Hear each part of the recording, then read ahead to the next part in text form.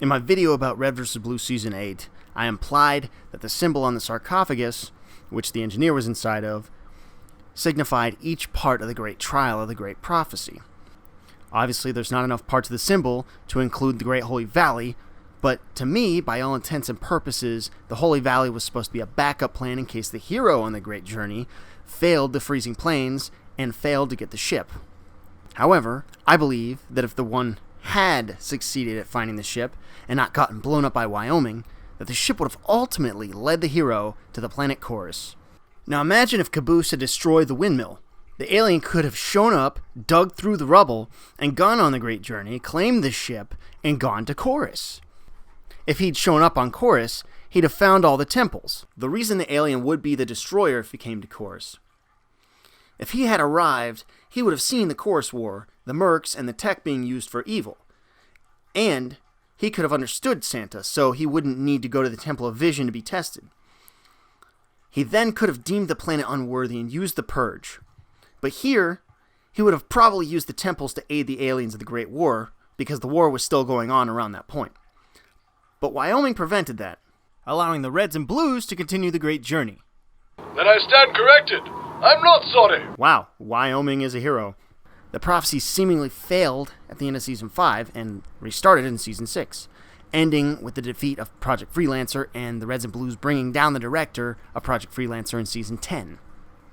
After the director's end, Church told Carolina there was one more place they can find to make a home. We then see our heroes in a canyon that we seemingly thought was Blood Gulch, their bases from the first 5 seasons. The idea was they were on the run from the military because they broke Epsilon out of command so that they could find the director using Epsilon's memories. Season 11 was written by Miles Luna, so he took the story in a new direction. The UNSC had decided to forgive the Reds and Blues for their crimes because they used what they stole to take down the director. And they decided to give them a ride back to Blood Gulch where they would make their home. But this time it was more of a simple reason instead of hiding from the law. But, on the way to Blood Gulch, their ship crashed, and now fate has brought them to the mysterious planet Chorus. And in my opinion, this completes the prophecy.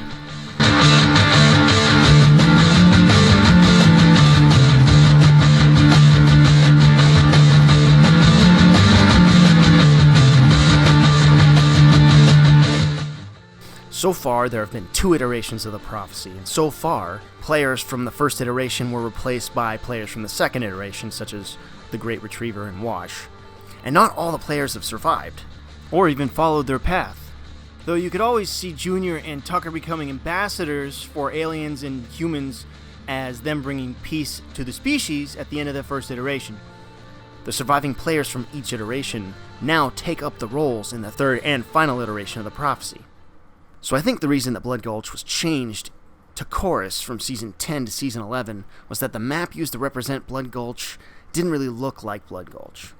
It could have worked maybe if the hole that was created when the ship landed on Donut and pushed him down into the caves had over time expanded and then caused Blood Gulch to fall down into the caves. But I don't think that's what would have happened anyway. While I love this change and the overall trilogy, I wasn't the biggest fan of Season 11 itself. I feel like Season 11 spent way too much time on random shenanigans of the group than setting up a new story. The end of the season set it up pretty well, but imagine if the whole season had actually spent more time setting it up. I loved Season 12 and 13, but if 11 had been better, ultimately 12 and 13 would have been even cooler than they were already. Here's a few things I wish had gone differently. Sarge wanting to fight the Blues again was a little bit of a character regression, and I think that was completely unnecessary. It kind of stepped on his speech from Season 8 and Season 10, bringing the team together. Simmons being stuck on Blue Team again, Donut and Doc not showing up in the canyon until way later, and the team fighting each other, just wasted time to me. While I thought it was funny that Donut and Lopez and Doc sent the ship away that had dropped them off on Chorus, I feel like it's ultimately better if they had just been there the whole time. And while the basebook joke was kind of funny, it was a pop culture reference, which in moderation, that can be fine, as long as it's a joke and it's just left at that. And in this case, when a pop culture reference becomes part of the actual plot, it just kind of takes me out of the world and the story.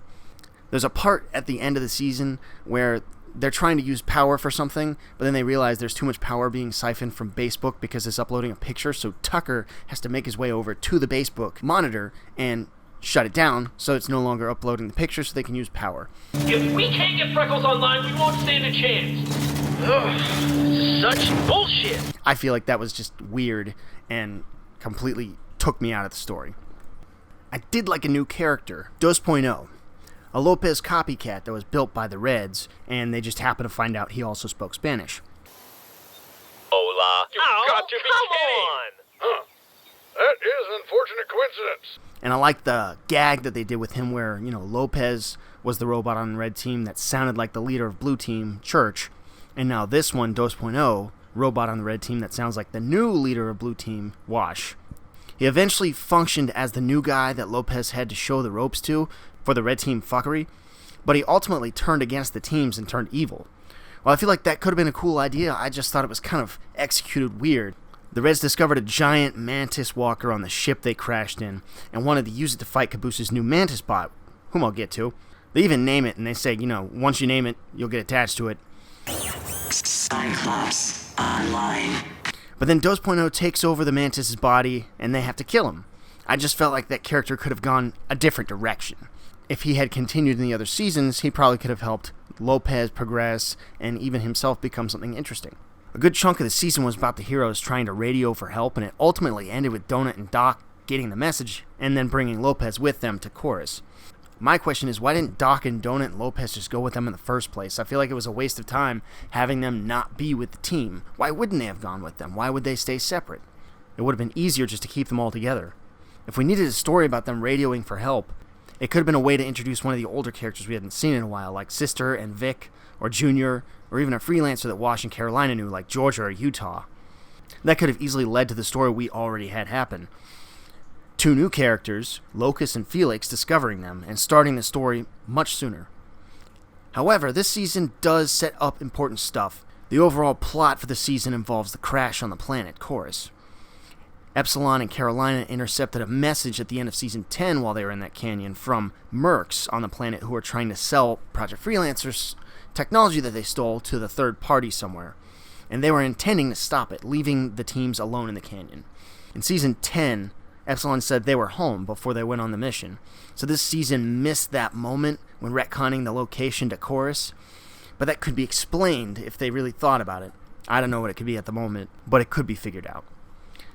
Meanwhile, Wash is left to be the leader of the Blues in Church's place, and the Reds do Red stuff. Wash's goal is to train Tucker to be a better soldier, essentially helping him become a better hero for the prophecy, which makes sense for the Great Retriever, as well as Caboose, just in case they need to be on their feet while they're here stranded in this canyon. Tucker isn't having any of this shit. I'm going to spit in your next meal! And it's not going to be spit, if you know what I'm talking about! And Caboose is too distracted by his depression by losing Church. In his depression, he wanders the canyon, crying and whimpering to himself, and he eventually finds a new project and a new friend.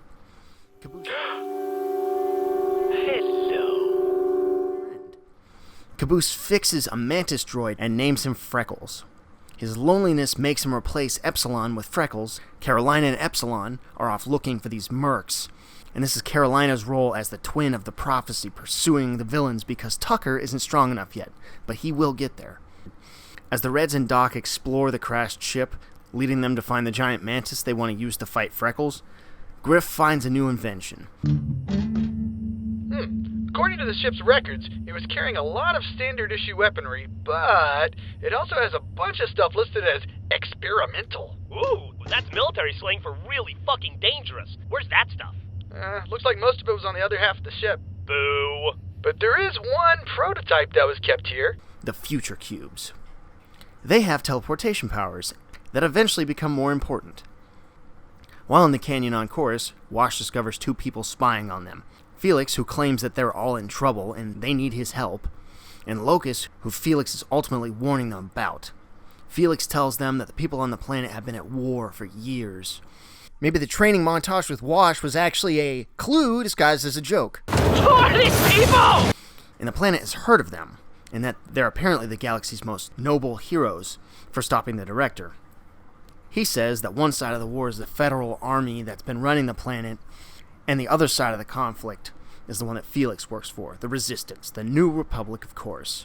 He tells them that he was sent by the leader, Vanessa Kimball, to get their help to win the war. Wash sees that Locust can turn invisible when he attacks, and when he asks Felix about it, Felix says he's not the only one that can do stuff like that. Felix shows them that he has this energy shield. He says it's pretty common, and it doesn't use an AI to run. He says he picked it up off a dead soldier during the war.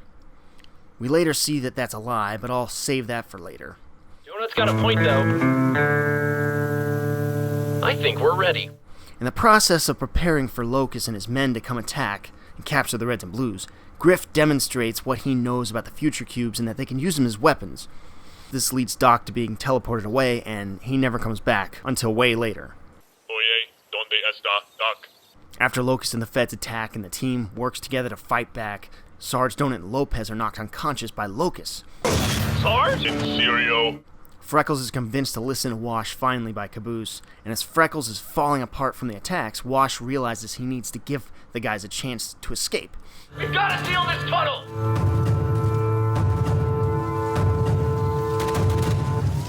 Freckles!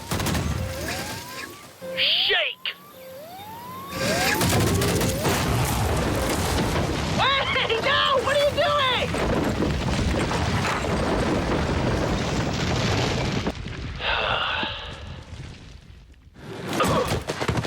Now separated, Wash, Sarge, Donut, and Lopez are captured by Locust and the Feds. Tucker, Caboose, Simmons, and Griff are asked to be leaders for the New Republic, to help take down the Feds so they can save their friends.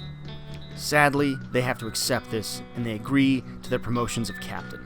Tucker is now on the path to reclaiming his position as the great hero of the prophecy.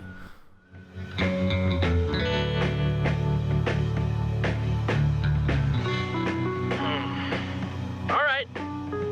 Let's run some drills. Oh man. And break.